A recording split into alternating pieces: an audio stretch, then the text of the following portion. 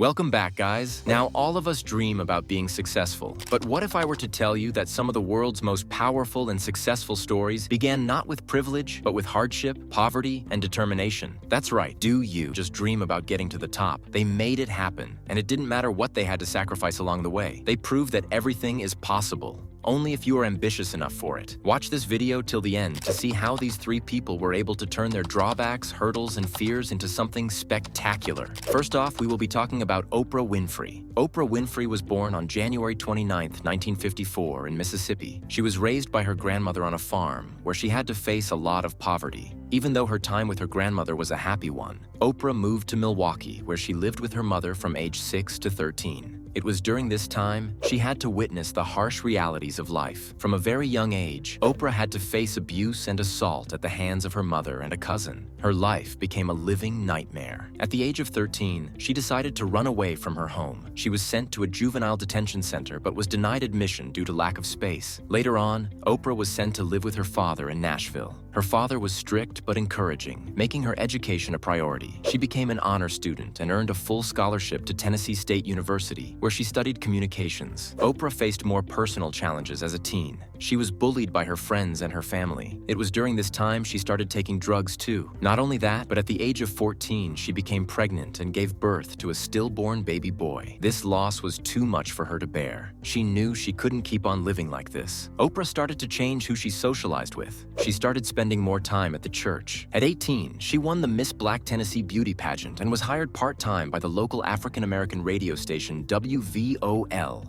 This was the beginning of her broadcasting career, which she continued through her high school and college years. In her early career, Oprah became both the youngest and the first African-American female news anchor at Nashville's WLAC-TV. But all this success didn't come easy. Oprah had to face a lot of hurdles. She was told she wasn't pretty enough or talented enough to be on camera, but she refused to let anyone kill her spirit. In 1983, Oprah relocated to Chicago to host the morning talk show AM Chicago. Her natural charisma quickly turned it into the city's highest-rated talk show. It was renamed The Oprah Winfrey Show in 1986, expanding to a full hour and broadcasting nationally, becoming a massive success. That very same year, she co-starred in the film The Color Purple and earned herself an Oscar nod. This skyrocketed her fame. By the age of 32, she became a self-made millionaire. With all this fortune, she started her own production company. In 1993, her legendary interview with Michael Jackson drew 100 million viewers. 2 years later, she became the richest African American of the 20th century. And with the Oprah effect, her influence became unstoppable. Oprah wasn't just part of history. She was making herself a part of the future. Oprah's journey is a powerful reminder for all of us. No matter what, we should never let any setbacks stop us from achieving our goals. As the legend herself once said, the biggest adventure you can take is to live the life of your dreams. The next person on our list is J.K. Rowling. J.K. Rowling struggled from being a single mother on welfare to becoming one of the best-selling authors in the world. But all this fame didn't come in an easy way at all. In fact, the author had to face quite some challenges in life. Her mother passed away when she was 25, and her death shattered her completely. According to J.K. Rowling, her mother was her biggest supporter, and her absence left a huge hole in her life. Plus, this happened right after she began writing Harry Potter. After the death of her mother, she moved to Portugal in 1992, got married,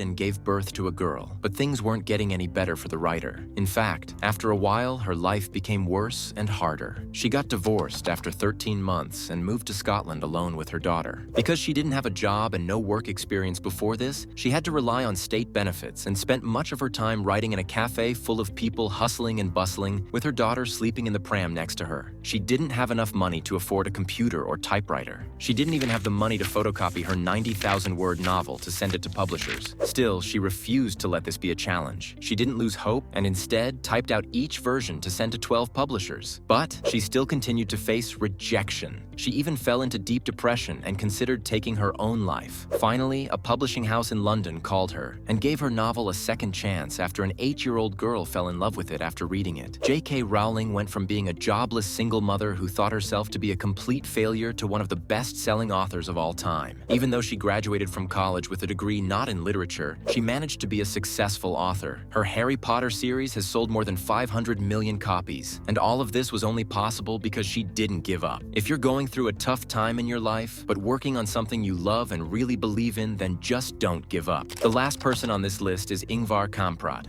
Born in Sweden, Ingvar Kamprad founded IKEA, which became the largest furniture retailer of all time. Ingvar grew up on a small farm in Sweden. Now, during this time, poverty was widespread across the country. Life wasn't easy, and making a living was even tougher. Families had to get creative in order to make some money. So many of them started their own small businesses. At the age of 6, Ingvar began selling matches for pennies. By age 10, he was selling Christmas decorations, pencils, and even fish. From a young age, Ingvar was a smart kid. He began his distribution using his mother's bike until he could afford his own. Ingvar was a fast learner and skilled with numbers, quickly understanding how to keep prices low while also earning a profit for his family. At 14, he moved to a boarding school where his business continued to thrive. His bedside table became a store of belts, pens, watches, wallets, and other items. At the age of 17, he founded IKEA. In the start, IKEA sold household items such as pens, wallets, and picture frames. The company didn't enter the furniture business until 5 years later. Ingvar was always motivated to learn and grow his business. His dream was to make quality products accessible to the public. Ingvar's vision was to offer stylish, affordable furniture accessible to everyone, no matter what their income or background was. As years went by, IKEA expanded globally. The company started to conquer almost all the continents. Right now, IKEA operates 433 stores across 38 countries. Ingvar's entrepreneurial spirit led him to this success. He never let his humble beginnings stop him from achieving more in life. Ingvar credited this quality to his grandmother, Frances, who had saved the family from bankruptcy once. Even after becoming one of the richest men in the world, Ingvar continued to live a simple life. He drove the same Volvo for 20 years, flew economy class, and even recycled restaurant salt packets. He never borrowed money, growing the business from his own earnings. Until his death in 2018 at 91, he continued visiting IKEA stores worldwide. Even before passing away,